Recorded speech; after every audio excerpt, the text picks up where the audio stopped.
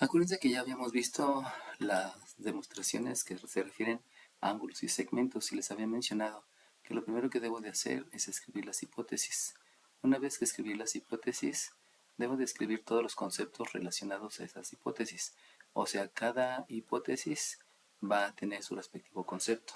Ya que haya escrito los conceptos, busco en las hipótesis y en las tesis los postulados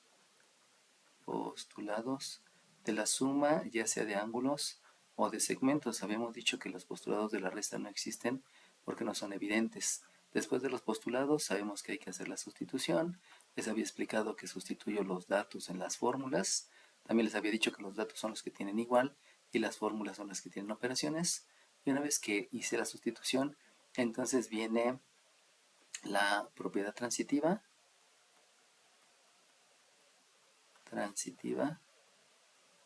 y una vez hecha la propiedad transitiva puede venir el sumar el simétrico, que precisamente es la operación inversa cuando estamos hablando de sumas o restas, o multiplicar por el recíproco, y eso es cuando tengo multiplicaciones o divisiones. Entonces con esto ya aprendimos a resolver, a hacer las demostraciones de segmentos o de ángulos. Pero ahora vienen las demostraciones con triángulos. Y con triángulos ahí debo de agregar conceptos que no habíamos visto hasta el de hoy. Entonces lo primero que debo de ver es que la congruencia entre triángulos va a ocurrir, acuérdense que este es el símbolo de congruencia, va a ocurrir en cualquiera de las siguientes condiciones. Si yo tengo por aquí un triángulo y tengo por aquí otro triángulo, entonces para poder demostrar que son congruentes, debo demostrar que un lado, tanto del triángulo izquierdo como del triángulo derecho, otro lado, tanto del triángulo que está a la izquierda como del triángulo que está a la derecha, y el ángulo que está entre esos dos lados, esos sean congruentes. Si demuestro esa congruencia, entonces yo ya puedo decir que los triángulos son congruentes. Precisamente ese se llama el criterio lado, ángulo, lado. También puede haber otro criterio para la demostración. Si por ejemplo yo tengo un triángulo y aquí tengo otro triángulo y me doy cuenta que este ángulo y este ángulo son congruentes. Tengo una congruencia entre ángulos. Tengo otro lado que también, perdón, otro ángulo, disculpen, que también es congruente con otro ángulo. Y el lado que está entre esos dos ángulos. Cuando ocurre esa situación que tengo la congruencia entre dos ángulos y el lado, bueno, un ángulo de cada uno de los triángulos de la izquierda a la derecha, un ángulo de cada uno de los triángulos de la derecha a la izquierda, y el lado que está comprendido entre esos ángulos, ese criterio se va a llamar ángulo, lado, ángulo.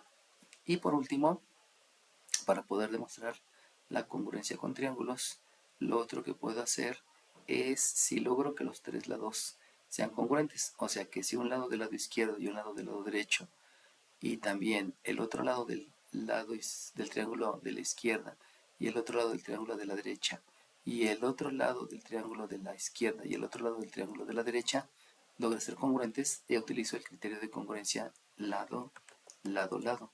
Y en cualquiera de esos tres casos ya estoy asegurando que los triángulos son congruentes. Para declarar la congruencia de triángulos hay que tener en cuenta que debe de corresponder los ángulos y los lados.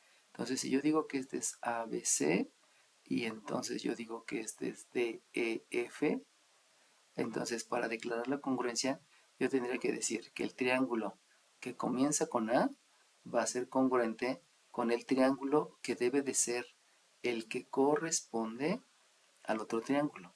Corresponder quiere decir que si yo los pudiera poner uno encima del otro, empalman esas partes. A esas partes que empalman se les llama correspondientes. Entonces, en este caso sería el triángulo que comienza con E. Si ahora yo menciono el B, pues entonces tendría que decir este B. Y si se dan cuenta, el que se parece es el ángulo que no está marcado y que está pegado al que yo marqué con L. Entonces, aquí sería el F. Y por último, en este caso escribo el C que es el otro lado del ángulo, y que precisamente sería con este, que es este vértice y que es el D. Entonces, el A debe corresponder al E si es que se empalman, si uno se pone encima del otro. La B debe de corresponder con la F y la C debe de corresponder con la D. Y una vez aquí ya es importante que les vaya diciendo que existen ángulos positivos y ángulos negativos. Entonces, los ángulos positivos son los que se escriben en sentido contrario de las manecillas del reloj. Acuérdense que el reloj cuando tiene carátulas, aquí estoy hablando del número 12, por aquí es el número 1, por aquí es el número 2, por aquí es el 3.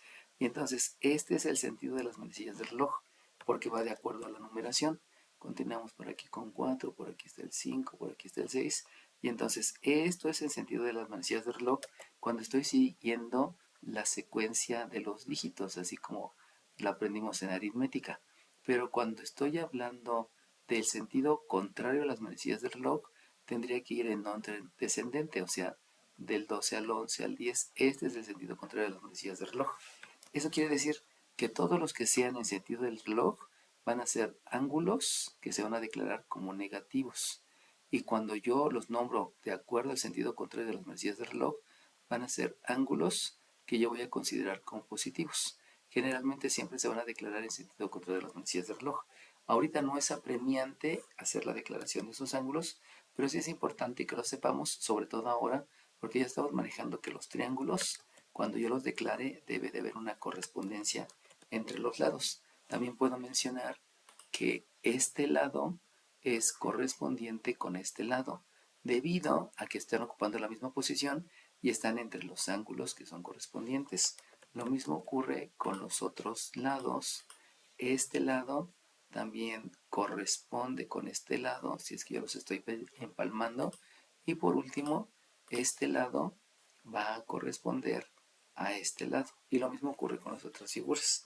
Entonces hay lados correspondientes, pero también hay ángulos que son correspondientes. Y de ahí ese nombre, ese concepto, pues hay que tenerlo presente para declarar congruencia de triángulos y en su momento para declarar los ángulos positivos y los ángulos negativos.